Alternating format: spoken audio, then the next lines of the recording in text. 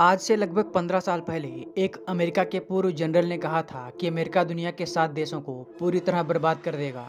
इस जनरल ने यह भी कहा था कि इसने अमेरिकी सरकार की एक लिस्ट देखी है जिनमें इन 7 देशों के नाम हैं। पहले आपको सालों पुराने इस अमेरिकी जनरल के बयान को सुनवाते हैं, फिर आपको बताते हैं कि वो 7 देश कौन हैं और अब डोनाल्ड ट्रंप किस देश को तोड़ने की कोशिश कर रहे हैं। He said, I just got this down from upstairs, meaning the Secretary of Defense's office today, and he said, this is a memo that describes how we're going to take out 7 countries in 5 years, starting with Iraq and then Syria, Lebanon, Libya, Somalia, Sudan, and finishing off Iran.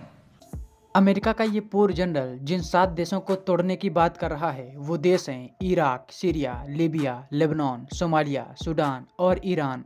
America ने Iran और Somalia को छोड़कर इन सभी देशों को ठिकाने लगा दिया है। हाल ही में सीरिया का क्या हाल हुआ है वो तो आप सभी जानते हैं। अब वर्तमान में अमेरिका के निशाने पर 2 देश बचे हैं और वो हैं ईरान और सोमालिया। अमेरिका अब सोमालिया का इंतजाम करने में भी लगा हुआ है। हाल ही में कई ऐसी रिपोर्ट्स आई हैं जिनमें कहा गया है कि सोमालिया को अमेरिका 2 भागों में तोड़ देगा।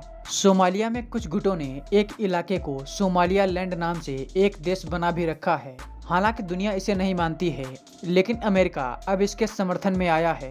अब आप में से कई लोग सोच सकते हैं कि अमेरिका सोमालिया को तोड़ने में इतना इंटरेस्टेड क्यों है। देखिए, सोमालिया एक चीन समर्थित देश है जो अमेरिका को कतई पसंद नहीं है। अमेरिका को सोमालिया में एक नेवल बेस की आवश्यकता है क्योंकि अमेरिका की 60% नेवी इस समय इंडो पैसिफिक में तैनात है।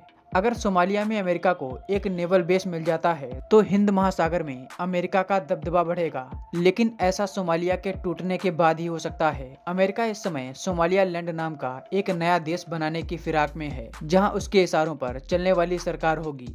सोमालिया के बाद अगला नंबर ईरान का होगा। आप डोनाल्ड ट्रंप के आगे आने वाले 4 सालों में देखेंगे कि ईरान में कुछ बड़ा हो सकता है।